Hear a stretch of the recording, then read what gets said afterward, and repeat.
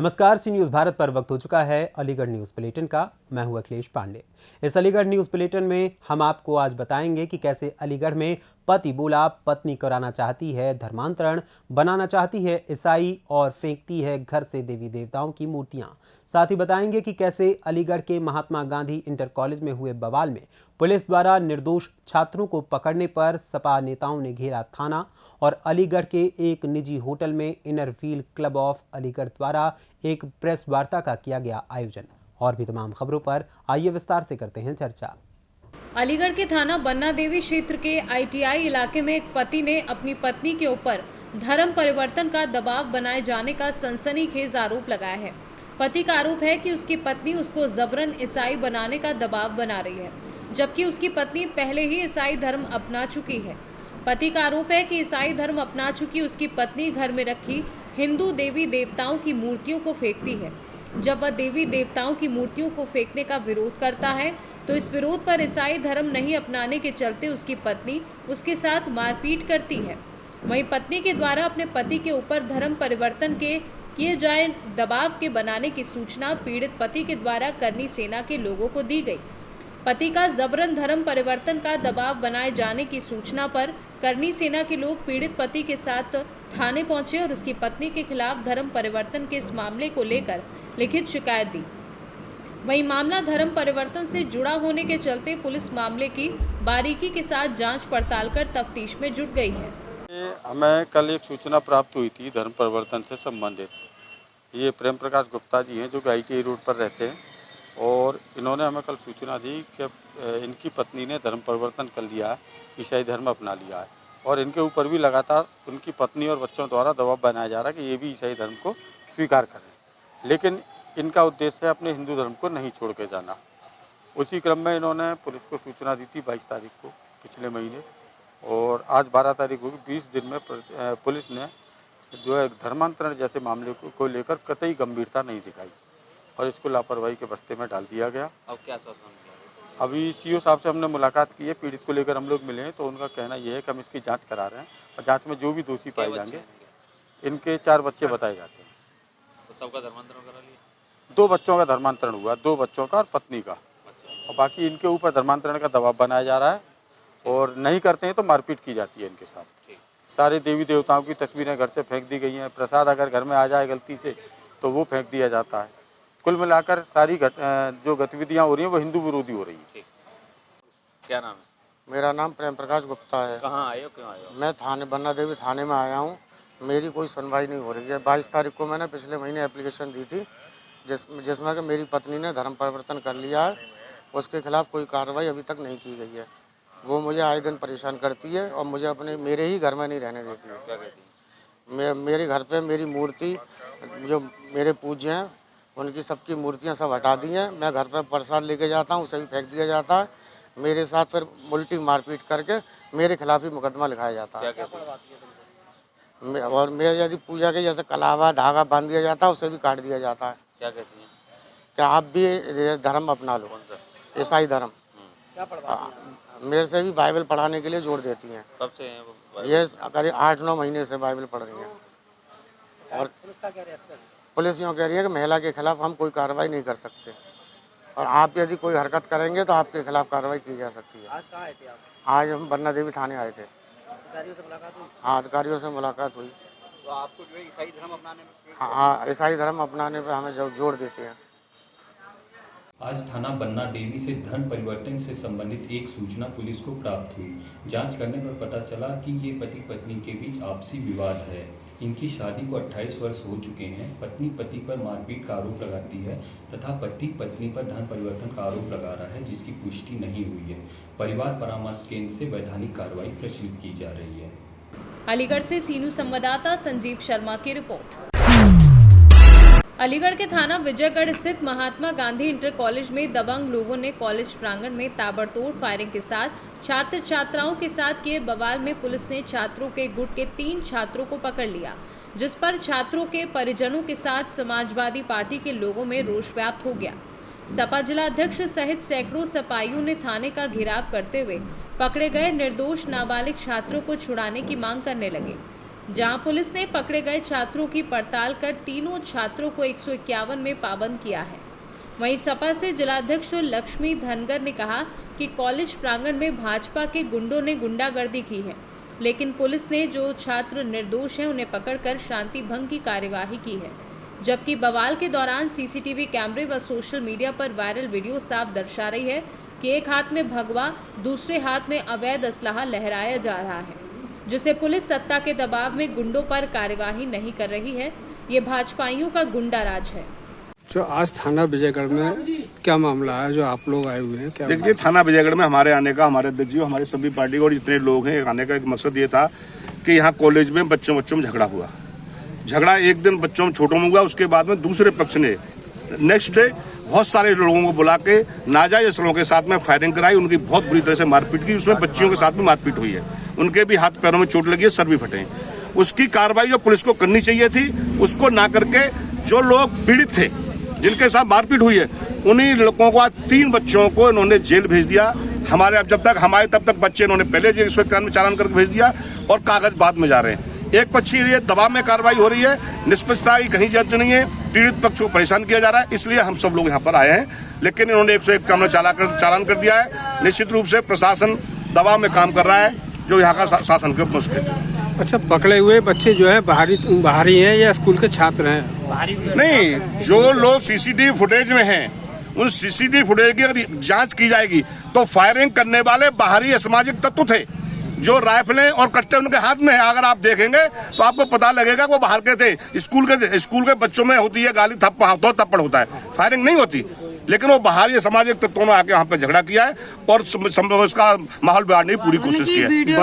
हमारे बच्चे डरे हुए हैं, अपने स्कूल नहीं आ रहे। हमने यहाँ पे इंस्पेक्टर साहब से यही बात की है कि उनके सुरक्षा की क्या गारंटी आप दे रहे हैं? बताया जाता है कि कोई स्कूल का छात्र भी जो है हमलावरों के साथ था, कौन था, क्या है? नहीं, वो जो छात्र था उसको इन्होंने जेल भेजा है, उनकी ये पुष्टि वो कर रहे हैं। हमारी प्रशासन से इससे यही मांग है। स्कूल के जो प्रबंधक, जो स्कूल के स्टाफ है, वो भी था इस समय? देखिए, उसमें स्कूल में जो एक कोई कर्मचारी है, उन्होंने उनका सामाजिक तत्वों का साथ दिया है, जो सीसीटीवी फुटेज में आ रहा है। उसकी जांच की जा रही है। इंस्पेक्टर साहब से यही कहा है कि उसकी जांच कर उसके खिलाफ कार्रवाई होनी चाहिए। आज जो थाने पे, विजयगढ़ थाने पे जो मामला हुआ है, क्या मामला है? मैं लक्ष्मी धनगर, समाजवादी पार्टी जिला अध्यक्ष। और आज ये झगड़ा आज का नहीं है, 2-3 दिन पहले का है। शिक्षा जैसे मंदिर में अगर गोलियां चलेंगी, फायरिंग होंगी, तो हमारे बच्चे कैसे पढ़ेंगे? आज भाजपा के पोषित गुंडे जाकर, छात्र नहीं, बाहर के लोगों ने, भाजपा के पोषित गुंडों ने बच्चों पर फायरिंग की है और आज जिन्हें परेशान किया है उनको ही चालान कर दिया। तो ये दबाव में, पूरी तरह भाजपा के दबाव में शासन काम कर रहा है और कोई न्याय की उम्मीद भी नहीं रख सकते। कॉलेज प्रांगण में जो उधम हुआ था, उस टाइम पे देखा गया है वीडियो में कि एक हाथ में तमंचा और एक हाथ में भगवा है। इस बारे में क्या कहेंगे आप? वही मैं बताना चाह रही हूँ कि जो आज भाजपा में हो रहा है, ये पोषित भाजपा के गुंडे हैं और छात्रों का भेष धारण करके घुस गए। वो वहाँ के छात्र नहीं हैं। आज जो मणिपुर में जो घटनाएं हुई हैं, जो महिलाओं के साथ इतनी अभद्र, वही उसी तरीके से बेटियों को मारा गया, उनके हाथापाई की गई, बेटियों से तमंचा रख दिया गया। ये जघन्य अपराध है। इससे ज्यादा मानवता में कभी शर्मसार नहीं हुई है। इस तरीके के अपराध क्यों किए जा रहे हैं, क्या मामला है? ये तो जनता जवाब देगी। ये क्या चाहते हैं, जनता सब देख रही है। ऐसा तो नहीं है कि 2024 के चुनाव 24 का ये भ्रमित करना चाहते हैं। ये रोजगार की समस्या, किसानों की समस्या, और ये सबको भ्रमित करके इस तरह के उल जुलूल झगड़ों में फंसाना चाहते हैं। बच्चे शिक्षित न हो तभी इस तरह के दंगा कराते हैं। आज कोई कितने छात्र जो पकड़े गए थे थाने में? 3 छात्रों का चालान कर दिया है। निर्दोष जो पीटे उन्हीं का चालान कर दिया है। आप क्या कह रहे हैं? जो पीट रहे हैं जो उन्हीं का चालान कर दिया। आप क्या कह रहे हैं इसमें? पुलिस क्या कह रहा है? जमानत होगी। अलीगढ़ से सीनू संवाददाता संजीव शर्मा की रिपोर्ट। अलीगढ़ जनपद में एप्पल कंपनी के मोबाइल फोन में तेज आवाज के साथ धमाका हुआ। धमाके के बाद मोबाइल के परखच्चे उड़ गए। हादसे में रियल एस्टेट कारोबारी घायल हो गए हैं। घायल कारोबारी को पुलिस ने इलाज के लिए पंडित दीनदयाल अस्पताल पहुंचाया है। कारोबारी के हाथ और जांघ में चोट आई है, लोअर भी जला है। कारोबारी ने एप्पल कंपनी के खिलाफ पुलिस को शिकायत दी है। वहीं पुलिस ने कारोबारी की शिकायत दर्ज कर ली है और ये पूरा मामला महुआ खेड़ा इलाके के धनीपुर का बताया जा रहा है। अब इस पूरे मामले को लेकर रियल एस्टेट कारोबारी प्रेमराज सिंह का क्या कहना है, आइए आपको सुनवा देते हैं। प्रेमराज सिंह, पिंकू भैया, धनीपुर मंडी।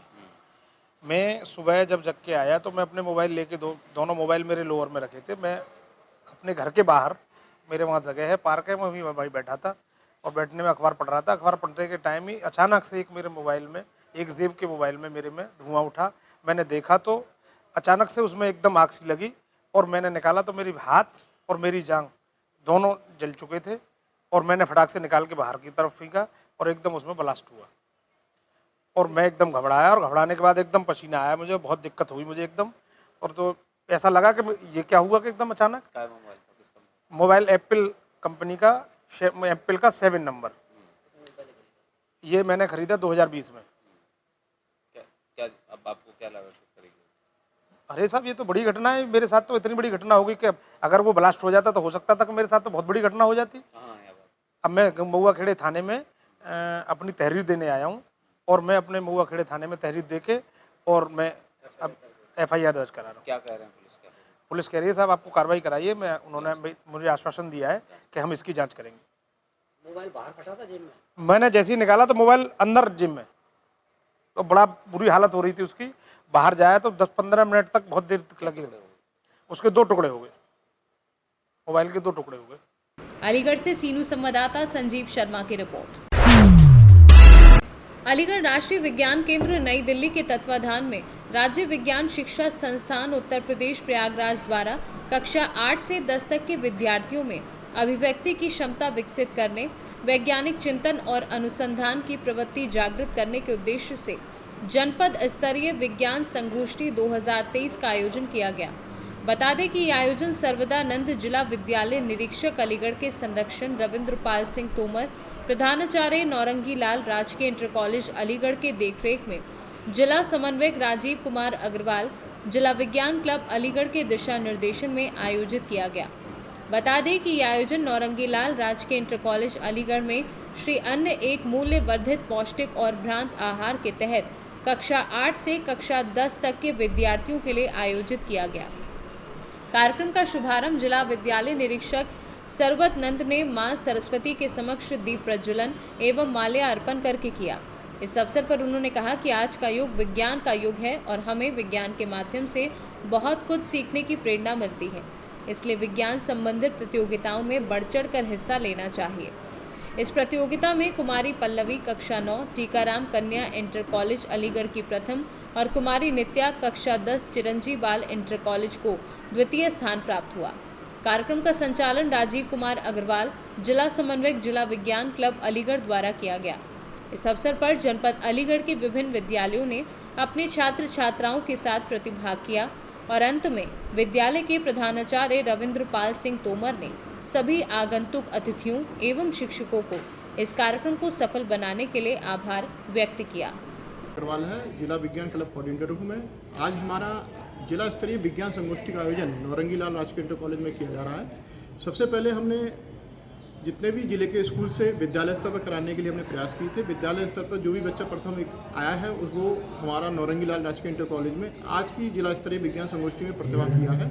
हमारा जो मुख्य विषय है वो श्री अन्न एक मूल्यवर्धित पौष्टिक आहार अथवा भ्रांति आहार है और इस विषय के अंदर बच्चों ने अपने बहुत ही सुंदर सुंदर विचार प्रस्तुत किए हैं। और जैसा कि मोटे अनाज के बारे में हमारे माननीय मोदी जी काफ़ी बढ़ावा दे रहे हैं, ऐसे ही बच्चों के विचार हैं और उन्होंने अपने विचारों को बहुत ही पोस्टर और पंपलेट और PPT स्लाइड के माध्यम से उन्होंने काफ़ी अच्छे विचार रखे हैं।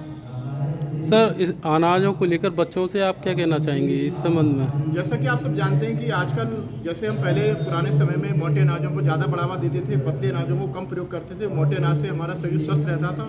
तो ऐसे ही हम बच्चों से कहना चाहेंगे कि मोटे अनाजों का उपयोग करें जिससे कि उनकी शारीरिक वृद्धि का विकास हो। आप देखते हैं कि आज के दिनों में हमारे जितने भी बच्चे हैं बहुत ही माने थोड़ी सी धूप में ही चक्कर खा के गिर जाते हैं। तो कारण यही है कि वो डाइट फूड ले रहे हैं, माने चाइनीज़ बर्गर वगैरह पिज़्ज़ा वगैरह खा रहे हैं जिससे उनका स्टेमिना कम हो रहा है। और स्टेमिना बढ़ाने के लिए सबसे अच्छे मोटे अनाज ही कारगर थे जो पहले हम लोग खाते थे। क्या नाम है? मेरा नाम डॉक्टर ज्योत्सना कुमार है। मैं GGIC में प्रवक्ता के पद पे तैनात हूँ। आज किस तरह का कार्यक्रम किया है? आज जो है श्री अन्न के ऊपर चर्चा हो रही है और ये जो संगोष्ठी हो रही है ये बच्चों को श्री अन्न के बारे में बताने के लिए बच्चे ज़्यादा से ज़्यादा जागरूक हों और अपने आसपास के लोगों को बता सकें कि श्री अन्न क्या है, क्योंकि इसका प्रचार जो इंटरनेशनल ईयर घोषित किया गया है माननीय प्रधानमंत्री जी द्वारा कि 2023 में हम बहुत अवेयरनेस लाएंगे और इसके आयात और निर्यात पे जोर दिया गया है कि इससे जो पोषक मिल सके वो हमारे यहाँ के लोगों को, इंडिया के लोगों को अच्छे से मिल सके। और इस तरह के अनाजों को लेकर बच्चों को क्या कहना चाहेंगी कि बच्चों को तो एक हम मोटे तौर पे ये बता सकते हैं कि इसको खाने से जो बच्चे आजकल पिज़्ज़ा बर्गर और ये चीज़ें ज़्यादा खा रहे हैं इससे अवेयर हो सकें कि इनमें पोषक तत्व होते हैं, उनमें कोई पोषक तत्व नहीं होते।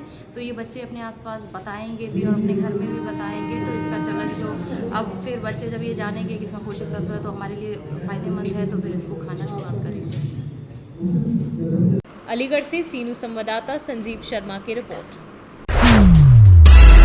अलीगढ़ के एक निजी होटल में inner wheel club of Aligarh के द्वारा एक प्रेस गोष्ठी का आयोजन किया गया, जहां क्लब की अध्यक्षता Sangeeta Singla CC member doctor Divya Lahri द्वारा पत्रकारों को यह जानकारी उपलब्ध कराई गई कि 16 अगस्त को अपने क्लब का अधिष्ठापन समारोह तथा आधिकारिक विजिट है, जिसमें मुख्य अतिथि डिस्ट्रिक्ट 311 की गवर्नर संध्या गुप्ता होंगी।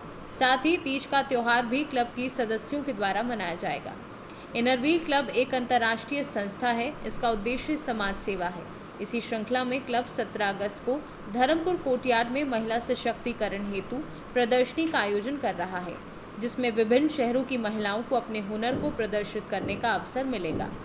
इस अवसर पर क्लब की अध्यक्षता संगीता सिंघल, सेक्रेटरी पूनम, ट्रेजरर सीमा गुप्ता, CC दिव्या, एडिटर अंजलि कोडिया, प्रीति वाड्रा, कनक, नजमा मसूद, दीपाली डॉली, सविता, नीलम बगई, लवीना आदि सदस्य मौजूद रहे।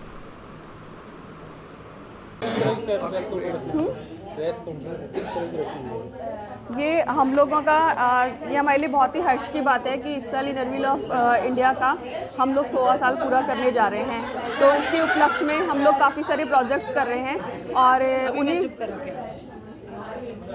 उन्हीं प्रोजेक्ट्स के लिए हम लोगों को काफ़ी सारे, जैसे क्योंकि हमारा जो क्लब है ये लोग हम लोग सोसाइटी के लिए वर्क करते हैं, वुमेन एम्पावरमेंट पे वर्क करते हैं और जो गरीब बच्चे हैं उनके लिए करते हैं।